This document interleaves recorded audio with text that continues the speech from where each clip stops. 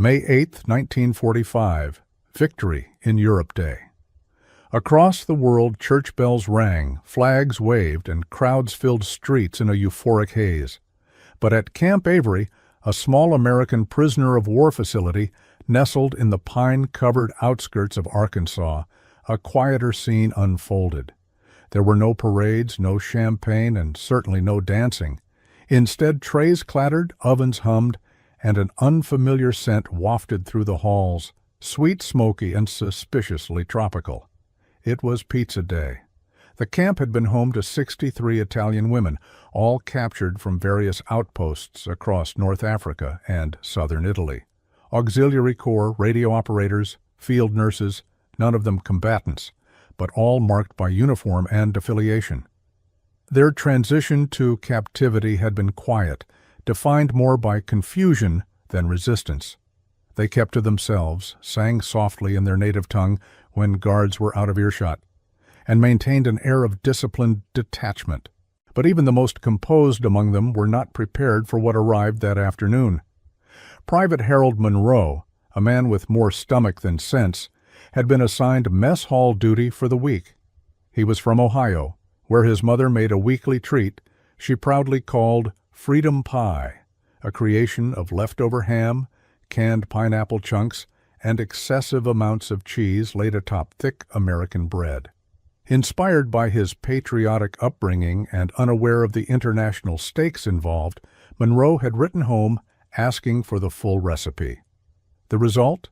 30 steaming trays of what he believed to be a cultural gift, a peace offering in the form of a warm, golden crust. When the food was served, the women were cautious at first.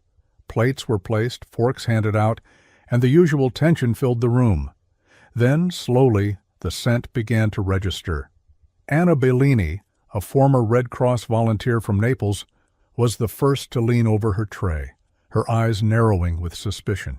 Across the table, Lucia Ferretti, who had not spoken in 2 weeks, muttered something under her breath. A prayer or a curse, it wasn't clear. But it was Carla Moretti who broke the silence. 26 years old, daughter of a Sicilian baker, and proud inheritor of 4 generations of pizza-making tradition. She had survived bombings, typhus, and 3 failed escape attempts. But nothing could have prepared her for this. As she stared down at the bubbling cheese, the wet yellow cubes, the pink slices of ham, her face contorted into a shape not even war had drawn out of her. One hand flew to her cheek, her mouth fell open, and a gasp escaped that seemed to echo off the stone walls. Behind her, 2 women burst into tears. Private Monroe, beaming with pride, mistook the reaction for joy. "It's a Hawaiian, sweet and salty. The boys love it back home," Carla whispered, only 4 words. "This is an attack." And with that, the first slice was cut, not by a knife, but by the sharp edge of cultural betrayal. The women had arrived in early March, shipped in under gray skies and quiet orders. The war in Europe was nearing its end, but for these 63 Italian prisoners, the real battle was just beginning. Camp Avery sat like a forgotten square on a giant chessboard, tucked into the pines and fog of rural Arkansas, its wooden barracks weathered by southern rains and war-weary indifference. Most of the guards barely spoke to the women. Orders were clear: keep them safe, keep them fed, keep them contained. The women, for their part, obeyed, outwardly.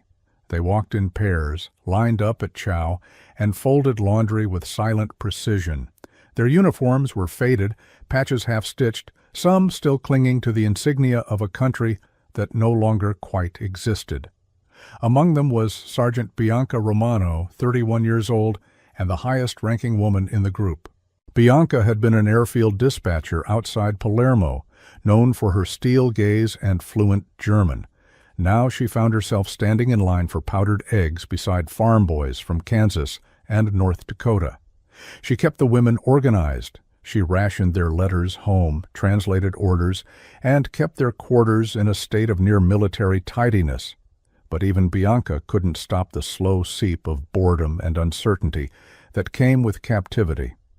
The women passed time by braiding each other's hair, drawing chalk maps in the dirt of places they'd never see again, or trading stories of what they'd left behind. Vineyards, sons, secrets. The camp kitchen, however, remained a source of escalating anxiety. The food was unpredictable. One week it was boiled potatoes and dried sausage. The next, a concoction called cheeseburger surprise, which smelled vaguely of metal. Most of the women assumed the meals were either punishments or failed experiments.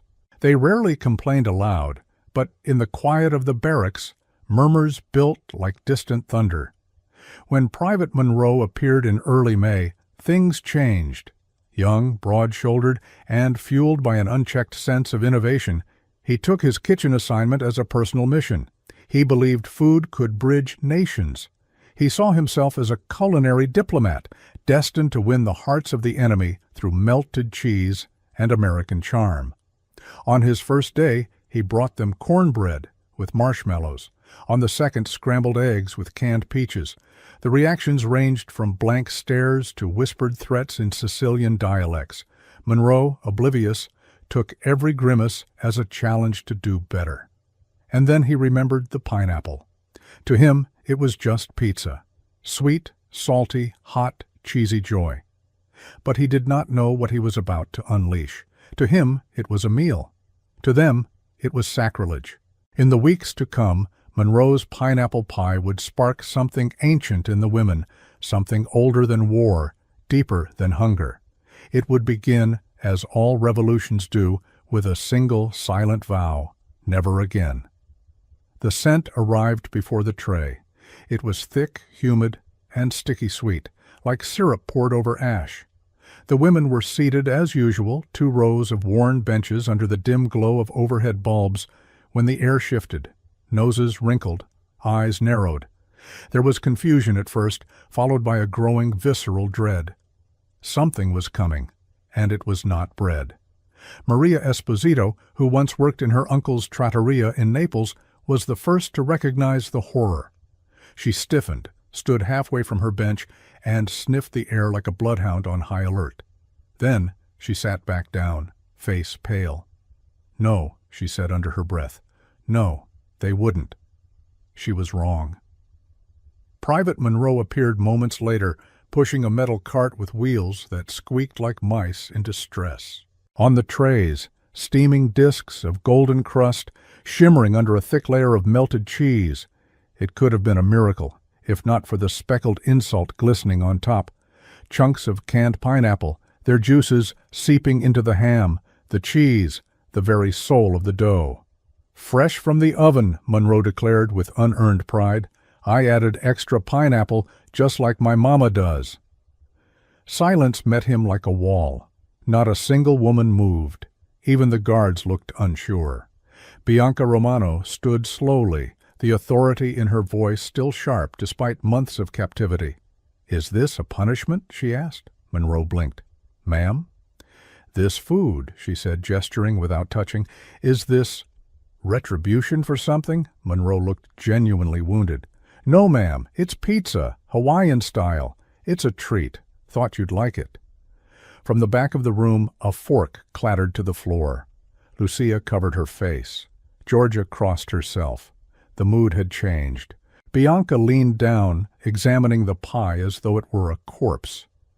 "In Italy," she said carefully, "we do not put fruit on pizza. It is forbidden." "Well," Monroe shrugged, "welcome to America." That was the moment the smell transformed. It was no longer food. It was an insult, a declaration of war masked in cheese. Carla Moretti, still pale from the shock of the first encounter, whispered, "They have no shame." Behind her, someone gagged. And yet, despite everything, the trays were served. Forks were handed out. The women sat frozen, not out of fear, but disbelief. A few brave ones poked at the slices. Some peeled the pineapple off with surgical precision. But most didn't touch the meal at all. The betrayal wasn't just culinary, it was spiritual. The sacred had been defiled. And while Monroe returned to the kitchen whistling, "God Bless America," the women sat in a stunned silence that said more than words ever could. They had survived war. But this was something else entirely. By nightfall, it was clear that something had to be done. Bianca called a quiet assembly inside Barracks 4, far from the ears of the American guards.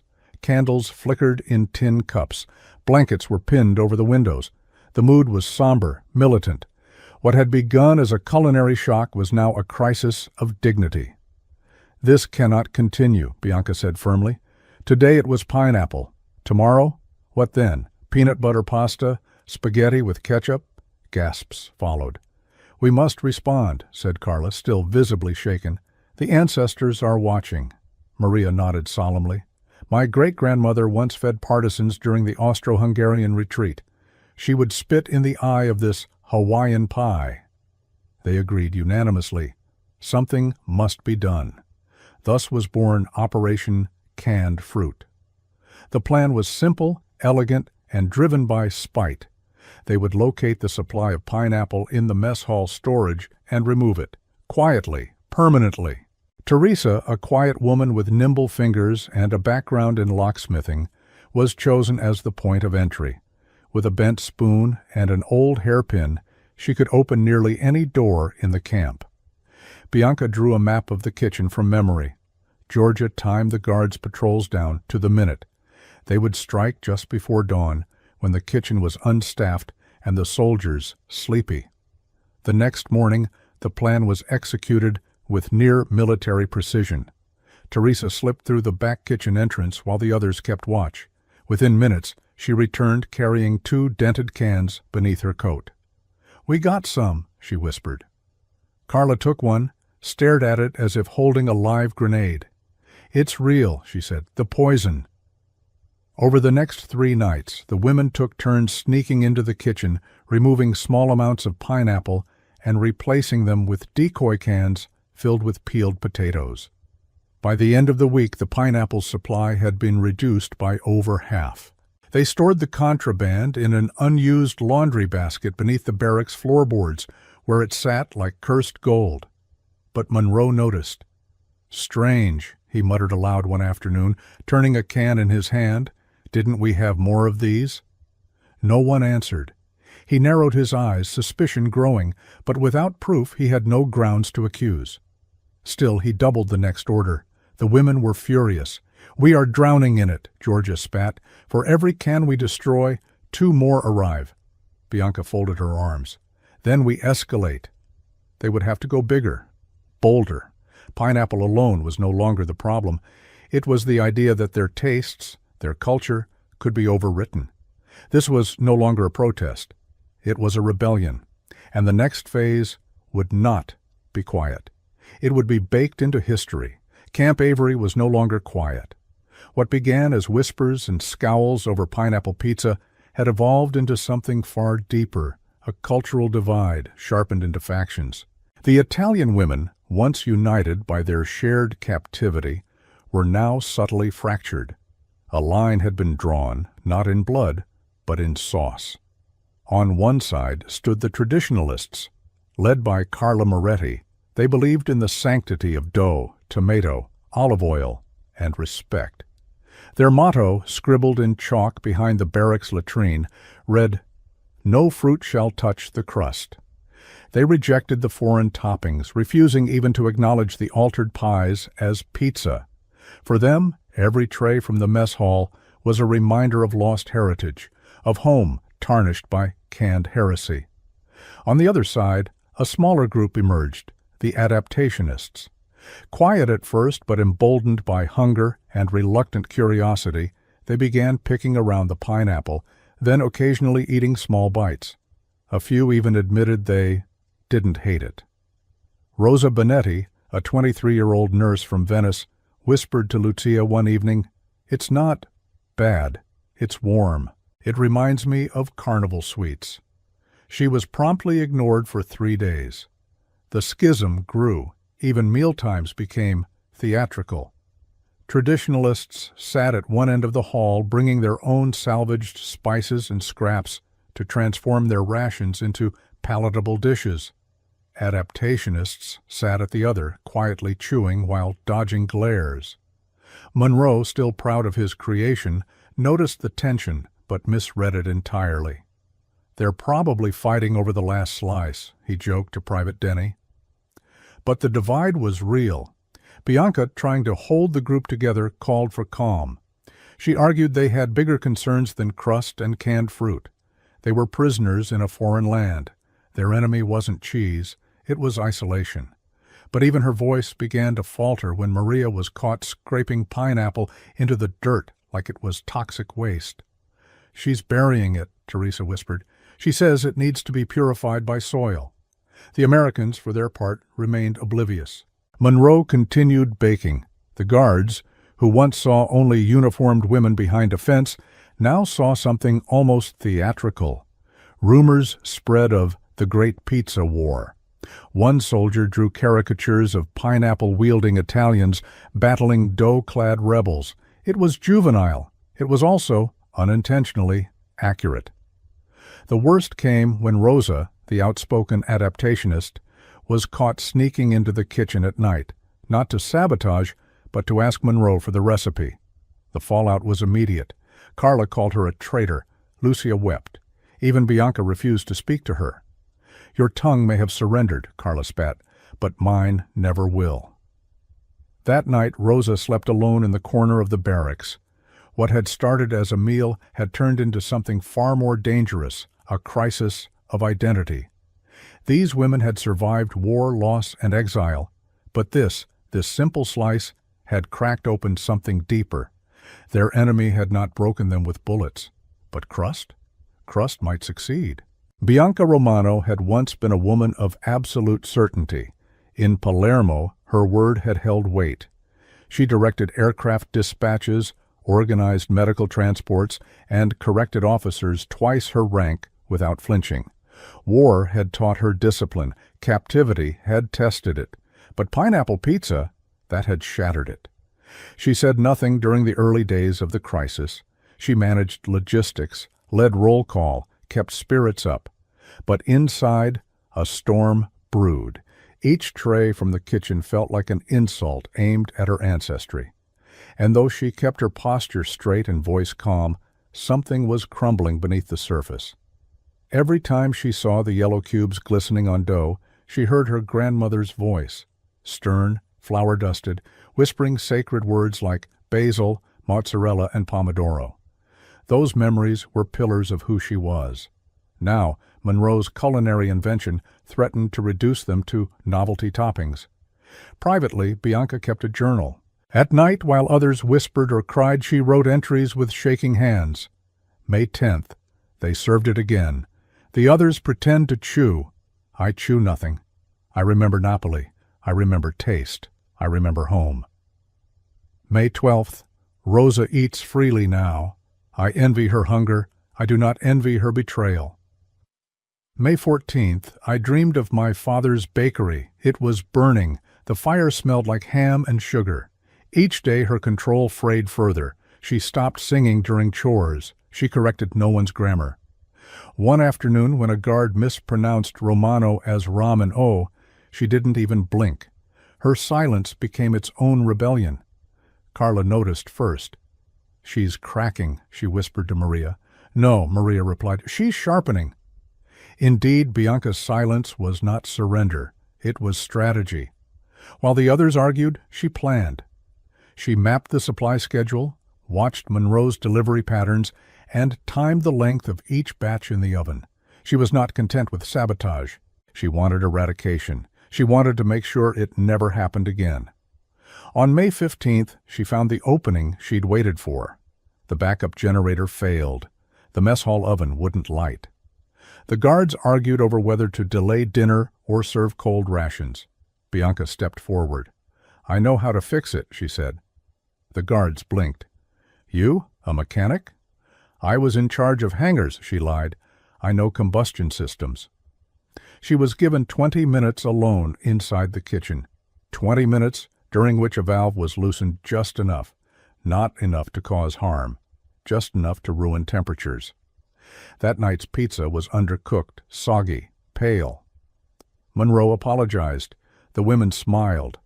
Bianca said nothing. She returned to her bunk, opened her journal, and wrote 4 words. The oven has fallen. Her war was silent, but it was hers. Every week the women were allowed to write letters home, small scraps of connection folded into manila envelopes and passed through the camp's overworked postal office. The Red Cross monitored the mail, as did American military censors, blacking out words deemed sensitive, subversive, or incomprehensible. At first, the letters were simple, reassurances to family, updates on health, polite questions about post-war life. But after the pineapple incident, the tone shifted. Maria wrote to her mother in Naples, "Dearest Mama, we are alive. The food here is strange. They serve us something they call pizza, but it is sweet. They put fruit. I cannot explain. It is worse than the desert." The letter returned with 3 lines blacked out. Lucia tried more directly. "We are victims of something monstrous. The Americans have changed pizza. Pineapple, ham, and something they call cheddar. Please tell the church. This is a war crime." Half the page came back redacted. The last line was underlined twice with a note. Language unclear, suspected code. Word spread. The censors believed they were using pizza as metaphor, as if pineapple was a coded reference to enemy positions or hidden munitions. Every description of cheese or crust was treated as subterfuge. One woman received a warning that any further mentions of dough infiltration would result in loss of mailing privileges. Desperate to clarify, Carla tried drawing a picture, a slice with a forbidden topping circled and crossed out. It was confiscated immediately. Rosa, ever the optimist, tried reverse psychology. "Dear Papa, the Americans feed us pizza every day. It is beautiful. It makes us strong. There is nothing odd about it. We love the fruit. We are so happy." Her letter was cleared and delivered, but Rosa wept while writing it. Eventually, the women gave up. The letters became formal again, sterile. The truth could not be spoken. They were trapped not just behind fences, but behind layers of misunderstanding too thick to cut through. What had started as culinary defiance had turned into something larger, a silent war of identity waged through flavor, ink, and bureaucracy. One day, Bianca received a package. It was from a cousin in New Jersey, a woman she hadn't seen in 10 years. Inside was a photograph of a storefront, Romano's Pizza, now serving Hawaiian style. Bianca stared at it for a full minute, then quietly folded it into her journal. She said nothing. But that night, the barracks shook with the sound of paper being torn. Sometimes history is written in ink, sometimes it's censored by cheese. By late May, the camp kitchen had become a battlefield. Not in the traditional sense, no weapons, no fire, no raised voices, but something quieter, more insidious. The pineapple resistance had evolved beyond secret swaps and journal entries. It had become an organized, covert effort, and it had a name now. La Resistencia Ananas. Founded unofficially by Carla, Teresa, and Maria, it operated on 3 simple rules. 1. No surrender to the flavor. 2. No waste. Every slice defiled must be repurposed, fed to dogs, buried beneath pine trees, or burned in ritual behind the latrines. 3. No pineapple shall survive. The American guards remained blissfully unaware. To them, the mood in the women's quarters had merely shifted from sullen to industrious. In truth, the resistance was in full swing. Surveillance shifts were scheduled like clockwork. Entry routes into the pantry were mapped and memorized. Even Monroe's baking schedule had been cracked by Georgia, who could now predict the oven's output by the smell of the air at sunrise. The women worked in silence but with purpose. Pineapple cans vanished, sugar was diluted, ham trays went missing. Monroe, puzzled, blamed rodents. "We've got a fruit thief," he muttered, inspecting bite marks that looked suspiciously like a fork. Still, he persisted. "They'll love it eventually," he told the sergeant. "Just needs more brown sugar and extra crust."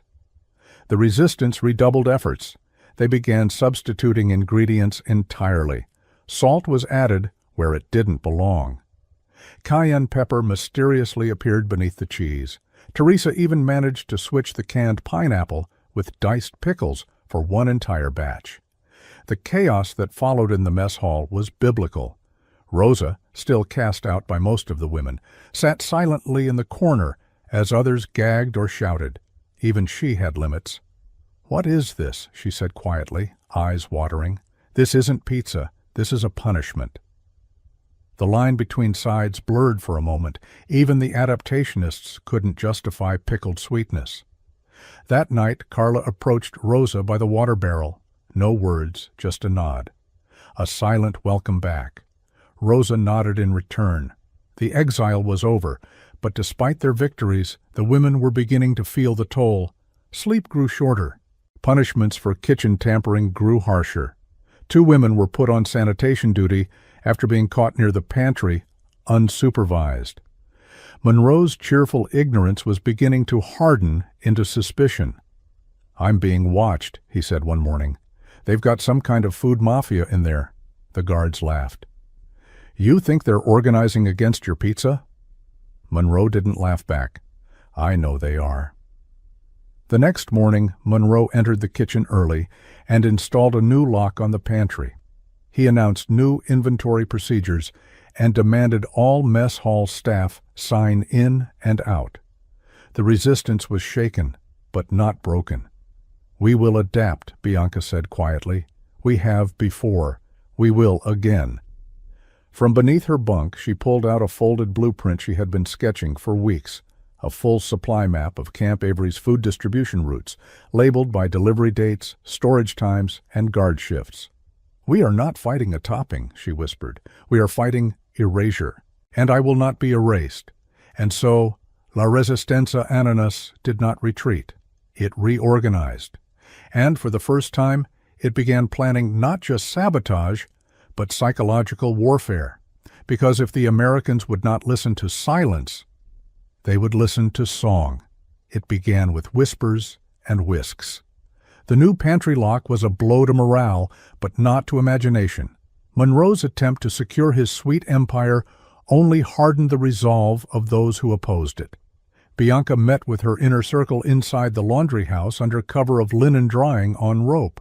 The blueprint was unrolled again, and a new target identified. "The sauce," she said simply. The others stared. Carla leaned in. "What about it?" Bianca drew a red circle around a supply route labeled Wednesday, tomato base, delivery south gate. "We intercept, replace the red with white." Maria blinked. "Alfredo?" "No." "Worse?" Rosa stepped forward. "You don't mean—" "Yes," Bianca said. "Ranch." It was radical, blasphemous, American in origin. But if Monroe wanted fusion, they would give him a fusion so monstrous it would force his hand. The operation was codenamed Il Bianco Tradimento, the White Betrayal.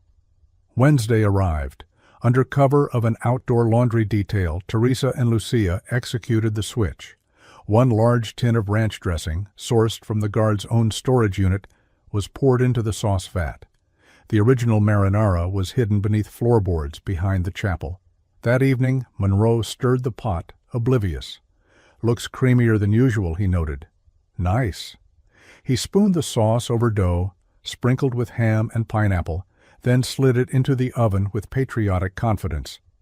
Dinner was served. The reaction was immediate. The first bite hit Maria like a blow to the face.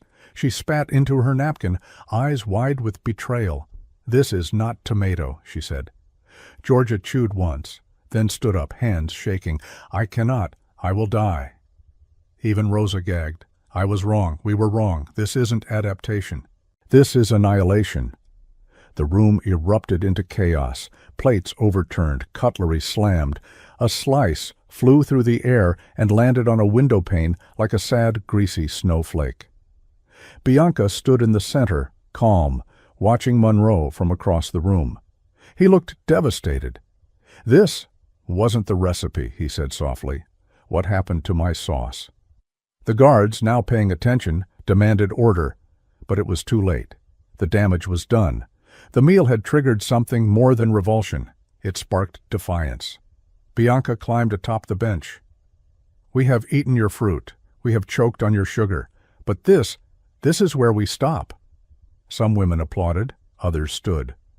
Rosa hesitated, then joined them. "This is not pizza," Bianca declared. "This is war." The guards stepped in, but the uprising was underway. No violence, only voices. The women began to chant in Italian, a song from Naples, a lament of hunger and pride. In that moment, pineapple ceased to be food. It became a symbol. And ranch? Ranch became the final straw. The following day, silence returned. The mess hall was still. No trays were served. The kitchen shut down for cleaning and recalibration. Monroe was missing. Some said he was reassigned. Others whispered he had suffered a crisis and asked to be transferred to the Pacific Front just to escape the shame. But the damage was done. Trust had crumbled like stale crust. The camp issued plain rations, rice, beans, powdered milk. No pizza, no sauce, no discussion. The women, once defiant, now sat in long rows again, somber. The uprising had cost them something, not just access to food, but a fragile unity they'd held onto since arrival. Arguments had begun behind closed doors. Some blamed Bianca for escalating too far. Others blamed Rosa for her early betrayals. A few even blamed Monroe, not for pineapple, but for trying to feed them at all. "We are prisoners," said Georgia. "We don't get to choose." Bianca stood by the window most days now, watching birds pick at discarded crust outside the wire. "They gave us something rotten," she said. "We threw it back. Now they give us nothing." But even she wondered, had they pushed too far? Tensions flared when Rosa tried to apologize. "I didn't know," she said to Carla. "I thought if I understood them, maybe they would understand us." Carla's voice was flat. "You danced with dough while we buried our pride." "I was hungry. So were we." It was the closest Camp Avery had come to breaking. And then the fire. No one knew who started it. Some said it was an accident. Others swore it was Monroe, returning one last time. But on the final Friday of May, the pizza oven erupted. Not an explosion, but a blaze. Flames licked the rafters. Smoke spilled into the sky. The guards rushed to contain it, but the damage spread through the kitchen walls. By morning, the mess hall was blackened ash. The symbol of their conflict burned. No one celebrated, no one cried. They simply stood and watched as the place that had fed their fury smoldered into nothing. Later, during cleanup, Bianca found a half-melted slice stuck to a charred tray. She picked it up, stared at the glistening pineapple, now reduced to blackened mush. She smiled for the first time in weeks, not in victory, but in understanding. Some battles aren't won. They just end. The mess hall fire left a silence in its wake unlike any before. It wasn't the kind of silence born from shock or grief. It was a heavy, dense kind of quiet, the kind that settles in after a storm when the wreckage has cooled and everyone realizes there's nothing left to fight over. The building stood blackened and hollow, its insides charred and crusted. The oven, once a symbol of conflict and colonial toppings, was now a twisted skeleton of iron and soot. For 3 days, meals were reduced to emergency rations, crackers, tinned vegetables, rehydrated mush that barely passed for nourishment. The women tolerated it in silence, as if the hunger was penance for the chaos they had unleashed. Bianca gave no speeches. Carla kept her back turned during meals. Rosa didn't speak unless spoken to. But hunger, like history, has a way of resurfacing.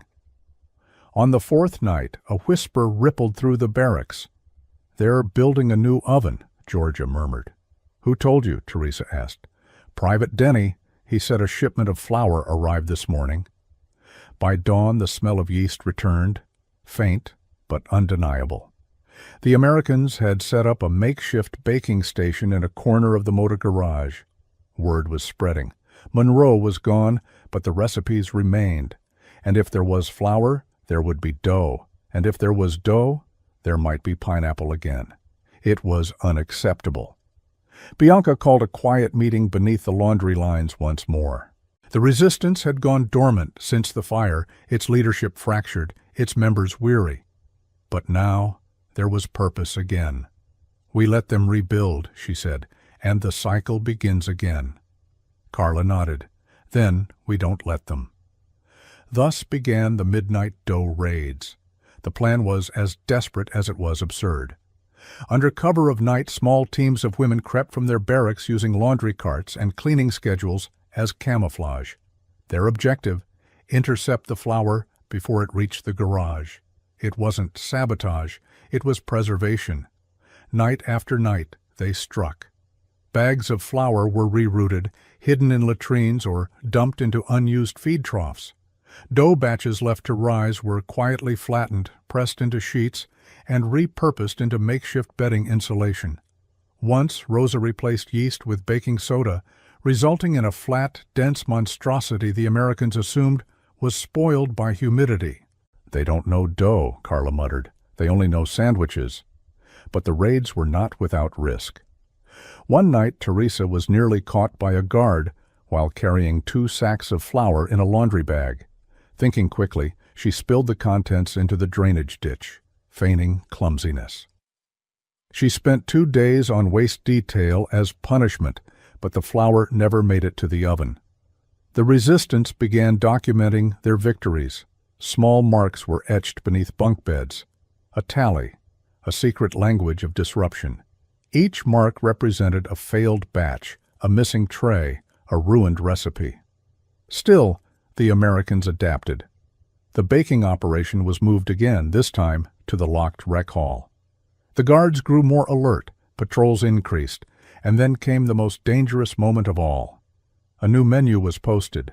At the top, Pizza Night, Saturday, Hawaiian-style returns. The declaration sent a chill through the camp. "They learned nothing," Maria whispered. "Nothing." Bianca stared at the sign, then turned to the others. "We end it," she said.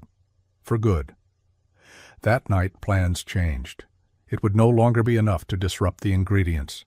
They would strike the entire system. One final raid, one final message, not with sabotage, but with performance, and all they needed now was a stage. Saturday arrived like a storm, wrapped in sunshine. The American flag flapped lazily over Camp Avery. Birds chirped without irony. The new oven, tucked inside the repurposed rec hall, radiated a glow that was almost celebratory. Private Jenkins, Monroe's replacement, was a quiet man from Missouri with no culinary ambition. He followed the recipe cards left behind. Flour, water, ham, pineapple, cheese. No questions asked. The prisoners were marched to the mess hall with mechanical routine. Most didn't speak, but Bianca, Carla, Rosa, and a dozen others shared glances like flares in the dark. The night's raid had not gone as planned. Too many guards, a jammed door, no time to swap ingredients. So the backup plan went into effect. Performance. As the trays were rolled out, 6 golden pies glistening with ham and fruit, Bianca stood up from her bench. Without warning, she stepped into the center of the hall. "Ladies," she called loud enough to echo. The room stilled. "I call to order the first official hearing of the Pizzagate Tribunal." The guards blinked. Private Jenkins looked up, ladle in hand. Bianca turned slowly, hands folded like a judge. "The charge: violation of flavor, assault against culture, culinary war crimes in the first degree." A chair scraped back. Carla rose. "I present the first witness," she declared. "Lucia, former tomato farmer." Lucia stood trembling but resolute. "I once grew San Marzano tomatoes.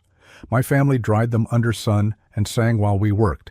This," she gestured toward the pizza tray, "this is not pizza. It is dessert. It is disgrace." A guard coughed, unsure whether to intervene. Rosa stood next. "I confess, I once accepted this dish. I even praised it. But I was starving and lost. I now see that hunger is no excuse for treason." Bianca nodded. "Let it be entered into record. Remorse is noted." By now, the room had become a theater. Prisoners stood in a line, testifying one by one. Maria, with her apron tied like a sash. I buried pineapple beneath a pine tree and planted basil in its place. Georgia, I have eaten cardboard with more soul. Even Teresa, I sabotaged the yeast, not out of hatred, but protection. I would do it again. The guards made no move. Some leaned against the wall, arms crossed, watching like bemused spectators. Jenkins muttered, "Should we stop them?" Sergeant Holt, the camp's senior officer, shook his head. No harm in letting them vent. But it wasn't venting, it was strategy. As the women testified, no one touched the pizza. It cooled, the cheese hardened, the crust grew limp. Symbolic rejection through performance. When Bianca finally closed the hearing, she announced, "We sentence this dish to banishment." She picked up a slice, held it high, and dropped it unceremoniously into a mop bucket. One by one, the women followed. The bucket filled with pineapple, ham, and soggy crust. When the final slice fell, they clapped. Once, then twice, then silence. It was the loudest protest they could stage. No violence, just judgment. History would record no riot that day, but it would remember the trial, the day the pizza stood accused. That night sleep did not come easily. The trial had ended, the bucket emptied, the mess hall scrubbed clean, yet something lingered in the air, heavier than smoke or cheese. For many of the women, the protest had stirred memories long buried, memories that refused to stay silent. As the lights dimmed and the barracks settled into uneasy quiet, Naples returned to them not as a city, but as a sensation. Carla dreamed first. She was 8 years old again, standing on a wooden stool behind her father's counter, dusting flour from her hands while the oven roared like a friendly beast. The air smelled of yeast and salt and basil, crushed between fingers. Outside, scooters buzzed and church bells rang, and her father sang softly while shaping dough with movements older than language. There was no pineapple, there was no sweetness, only balance. She woke with tears on her cheeks. Across the room, Maria lay awake, staring at the ceiling. Her thoughts drifted to summer evenings near the bay, where her mother would slice tomatoes, still warm from the sun. They ate with their hands, laughing, oil dripping down wrists. Food had never been fuel. It had been belonging.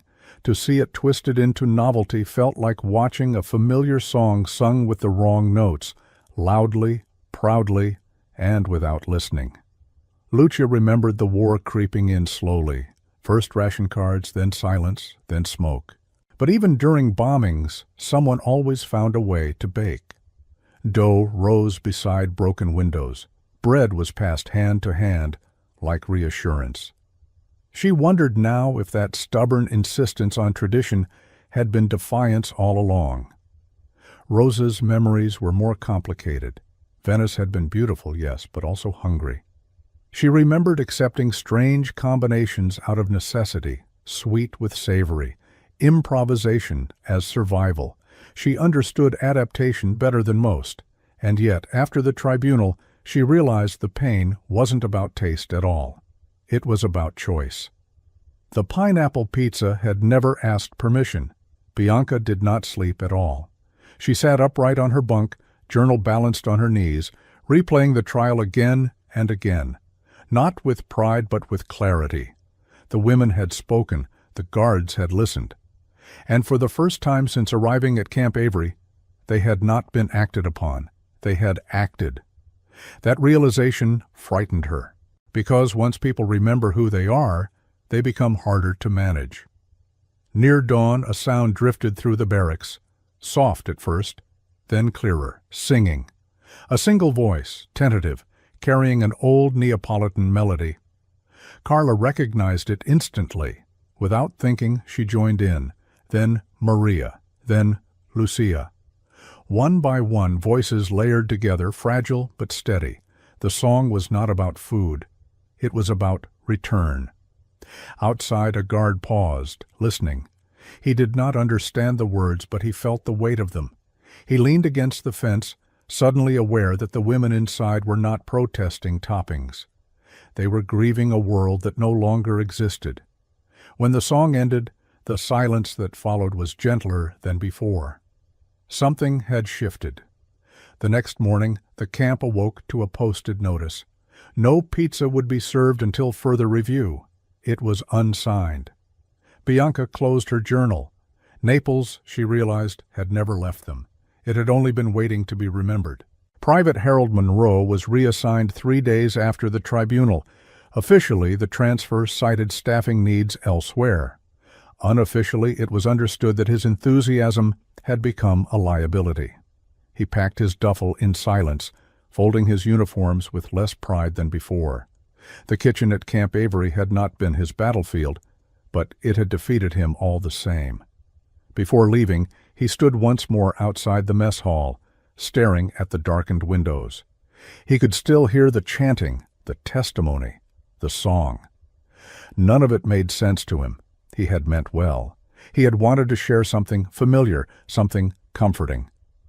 Back home, pineapple pizza meant birthdays, laughter, nights when money was tight, but spirits were high. He had never considered that comfort could feel like conquest. Monroe requested permission to address the prisoners one final time. The guards were hesitant, but Sergeant Holt agreed, curious to see what would come of it. The women assembled quietly. No hostility, no applause, just attention. Monroe cleared his throat. "I thought food was universal," he began. "I thought if people ate the same thing, they'd feel the same way." Bianca met his eyes. "I didn't know," he continued, voice unsteady, "that I was asking you to forget something, or replace it." No one interrupted. "My mother made that pizza during the Depression," he said. "Canned fruit was cheap. Cheese made it feel special. I thought I was giving you something of mine. I didn't realize I was taking something of yours." The room remained silent, but the tension softened. Carla stood slowly. "Food is memory," she said. "You cannot give memory without asking." Monroe nodded, swallowing hard. "I see that now." He reached into his bag and pulled out a small notebook. "I wrote down what you said during the hearing," he explained. "The stories, the names of ingredients, the places." He handed it to Bianca. "I don't know if I'll ever cook again," he said, "but if I do, it won't be without respect." Bianca accepted the notebook. "Understanding is a beginning," she replied. When Monroe left the hall, no one clapped, no one jeered. He walked out lighter than he had entered, burdened not by shame, but by knowledge. Later that afternoon, Sergeant Holt gathered the women. "There will be changes," he said simply. "Meals will be simpler, traditional, no experiments." The relief was palpable. That evening, for the first time in weeks, the women ate quietly. Rice, beans, bread. Nothing remarkable, nothing offensive. But something else had changed. The conflict had never really been about pizza. It had been about voice. And now that voice had been heard. Bianca opened Monroe's notebook that night. Inside were careful sketches of dough, notes about tomatoes, and one line underlined twice. "Ask before you change what matters." She closed the book and smiled faintly. The war over toppings was over. What remained was the harder work of coexistence. And for the first time, that work felt possible. The oven sat cold. The mess hall, once the site of culinary chaos and protest theater, now echoed with absence. Trays were stacked, untouched. Spoons went unclaimed. Crates of ingredients, no longer sabotaged, collected dust in the corner. The American staff, unsure of how to proceed, offered a neutral menu of porridge, canned vegetables, and boiled bread. It was bland, inoffensive, and universally ignored. The Italian women had stopped eating, not out of defiance alone, though there was that too, but because appetite had become inseparable from memory, and memory had become too painful to swallow. Bianca, Carla, Rosa, and the rest had reached a quiet consensus after Monroe's departure. Until the meals reflected respect, there would be no more participation. It was not announced as a hunger strike. No slogans, no signs. Just tray after tray returned full. The guards noticed first. Then the kitchen staff. Finally, Sergeant Holt. He called Bianca into his office. "You're not eating," he said plainly. "No," Bianca replied. "Is this about the pizza?" "It's about what the pizza meant." He studied her face. "You won. The oven's cold. Monroe's gone." Bianca shook her head. "We were heard. But being heard is not the same as being understood." He exhaled. "You're starving yourselves over symbolism." "We are not starving," she corrected. "We are choosing not to accept what we are given without dignity." Holt tapped his pen against his desk. "Fine. What do you want?" "Flour, tomato, olive oil, thyme." "That's it? Also an oven that belongs to us." Holt blinked. "A prisoner-run kitchen?" "A cultural kitchen," Bianca said. "Supervised, limited, but ours." He didn't respond immediately. He dismissed her with a wave, and the next day the strike continued. 3 more meals passed untouched, then 5, then 7. By the end of the week, several women showed signs of dizziness. Maria fainted during laundry duty. Rosa developed a persistent cough. The camp doctor issued a report stating the decline was voluntary but unsustainable. Bianca requested another meeting. This time, Holt was waiting with a file in hand. "You want a kitchen?" he said. "Under certain conditions, I'll allow it." Bianca remained silent. "You'll be monitored, recipes reviewed. No knives without oversight." Bianca nodded. "You'll cook for yourselves only, not for staff." "Agreed. You break one rule and it's over." Bianca extended her hand. Holt hesitated, then took it. Word spread quickly. By noon, a storage closet near the rec hall was cleared. A table, 2 burners, and a small countertop oven were brought in. It was laughably modest, nothing like their home kitchens, but to the women it might as well have been Rome. They named it La Cucina della Resistenza. Within hours, it came alive. Lucia crushed tomatoes by hand. Maria kneaded dough with her sleeves rolled up past her elbows.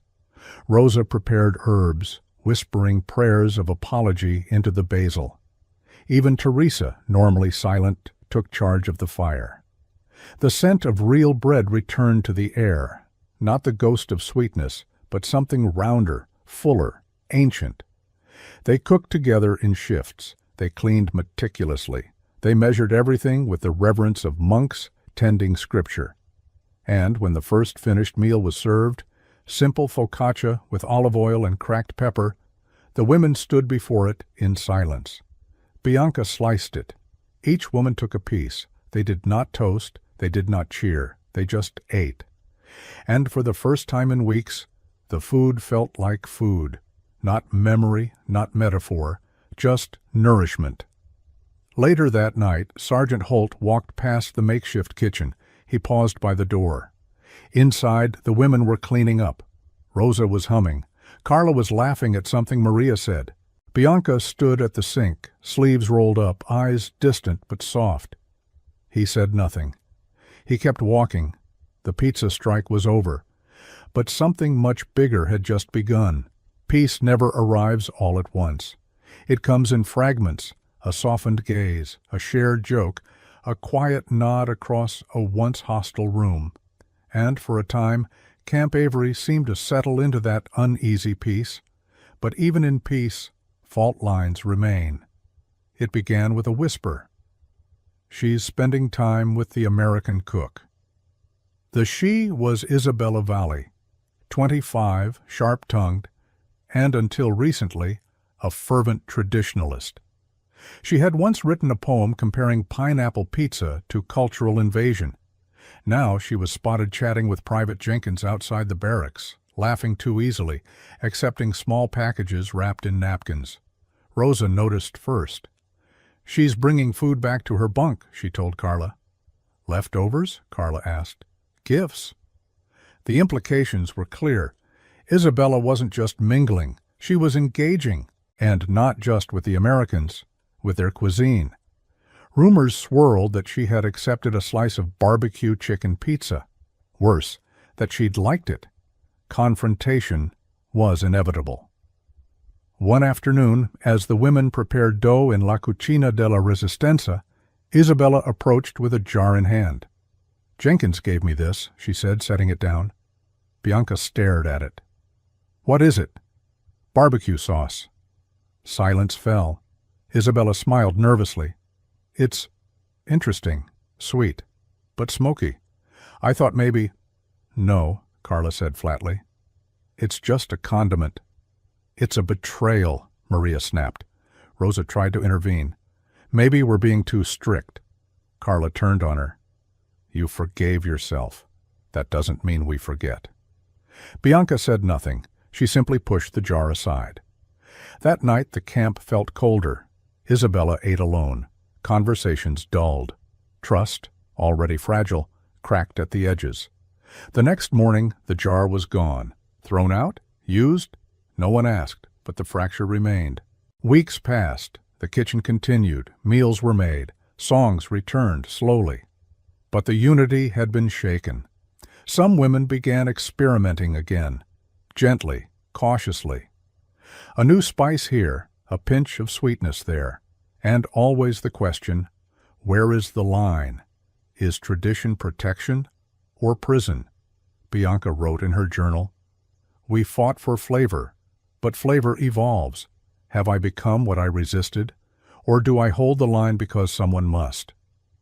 Meanwhile, Isabella and Jenkins continued their friendship, quiet, respectful, but steady.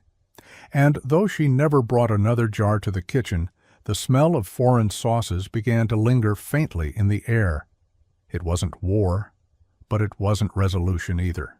Crust, it seemed, could hold a nation together, but it could just as easily pull it apart.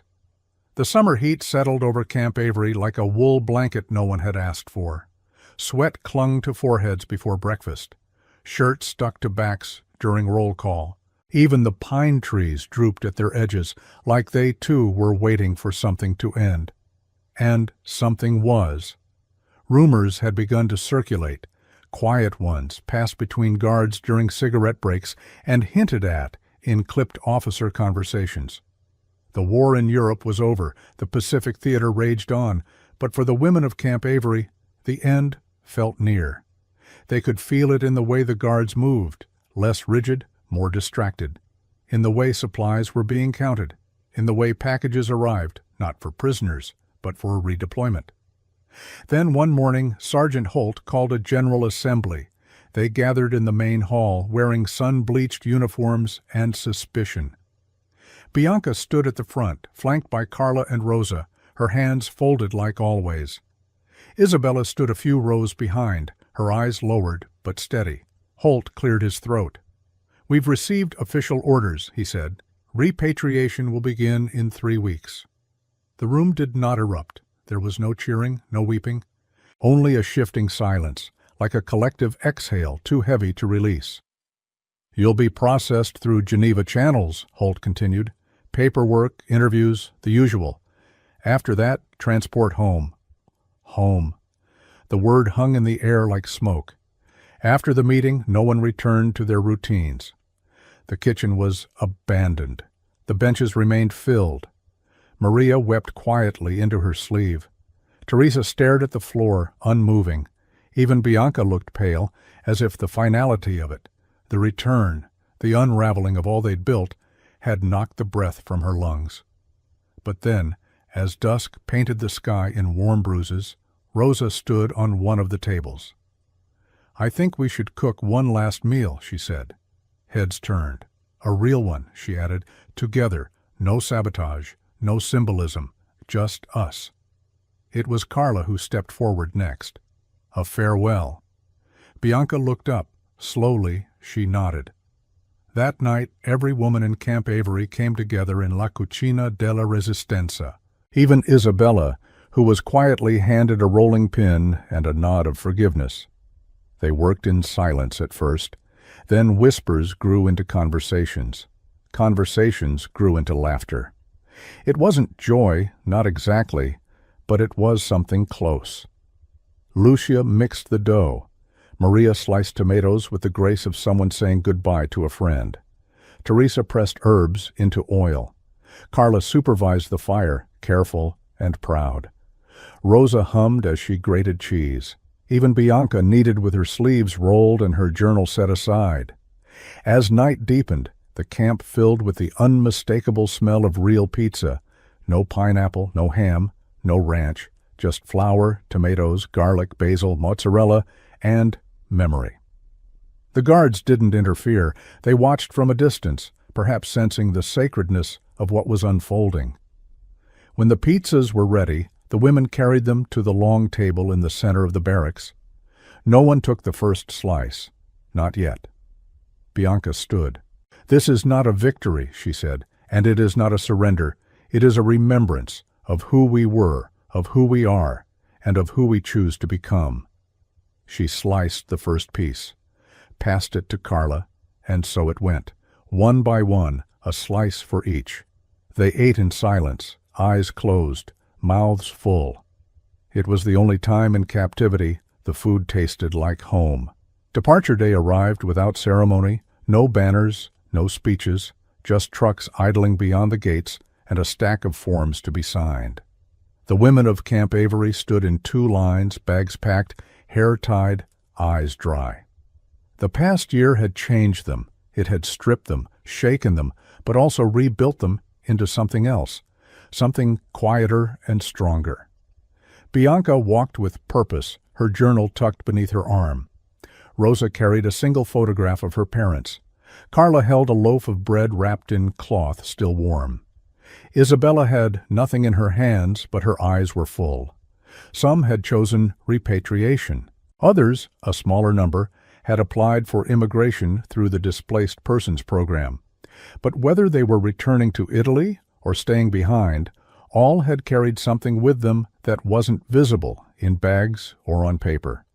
They had carried the kitchen, the resistance, the war over flavor and meaning. Sergeant Holt gave each woman a curt nod as she stepped onto the transport truck.